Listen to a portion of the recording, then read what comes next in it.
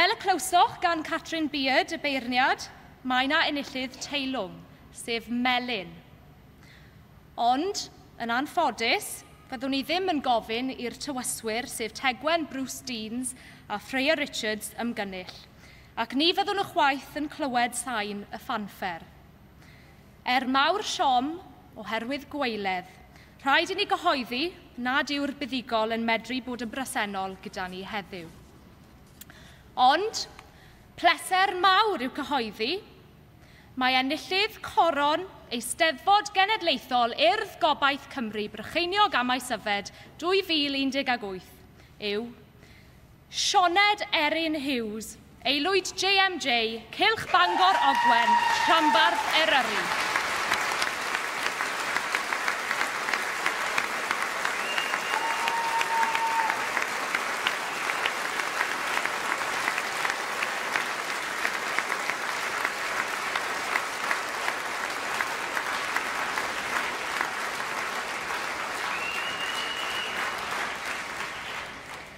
Merch o Ben Llun yw Erin, mae hi'n 20 mlwydd oed ac yn byw yng Ngheidio yn ardal Bodian, ger Pwllheli.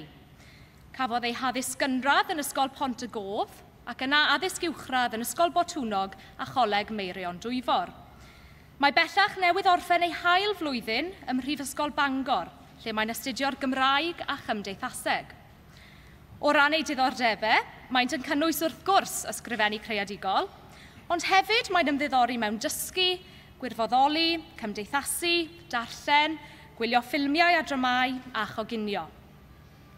Y prif ddylanwadau arni yw Aled Jones Williams, Sonia Edwards a Lleici Roberts.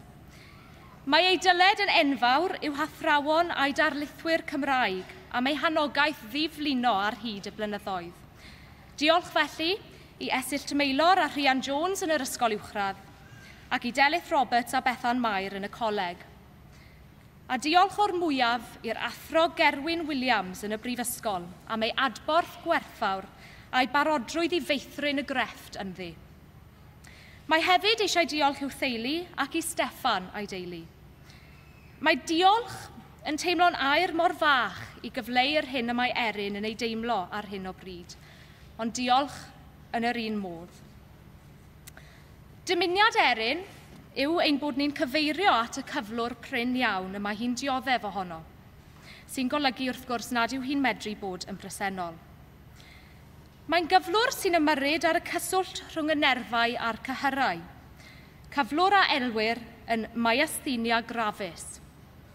Mae'n gyflwr difrifol iawn pan nad yw o dan reolaeth, ac heb gyfuniad o'r triniaethau a'r cyffuriau cywir, nid yw Erin yn medru gwneud pethau sylfaenol fel gwenu, siarad, cnoi, llyncu, cynnal ei ffen, agor ei llygaid, ac nid oes ganddi ddefnydd ychwaith o'i dwylo, breichiau, coesau, nac yn medru anadlu ar ei phen ei hun.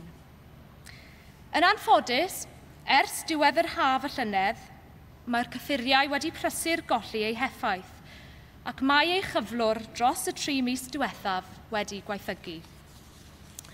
Fodd bynnag, mae Erin bellach yn derbyn triniaeth gyda chyffuriau newydd.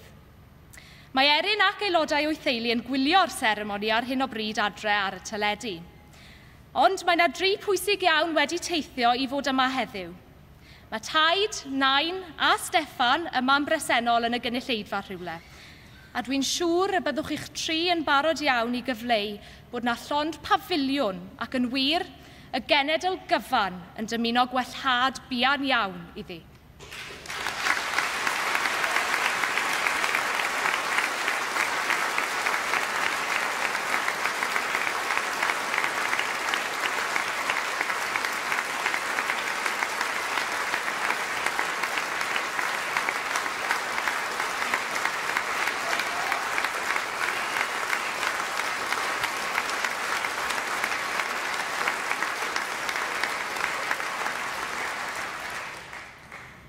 Nodwyd eisoes, mae Erin wedi talu teyrnged i'w darlithydd yr athro Gerwyn Williams, yr un wnaeth ei symbylu a'i hysbrydoli i gystadlu eleni.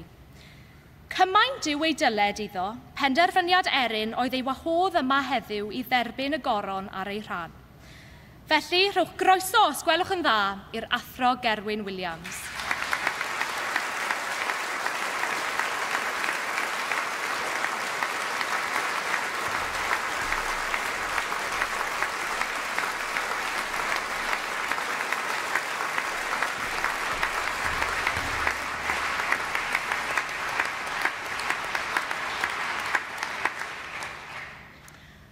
Enillydd Goron, Eisteddfod Genedlaethol Urdd Gobaith Cymru Brycheiniog am Eisteddfod 2018 yw Sioned Erin Hughes, a phleser yn awr yw cael cyflwyno'r Goron i Dr Gerwyn Williams sydd yma ar ran Erin.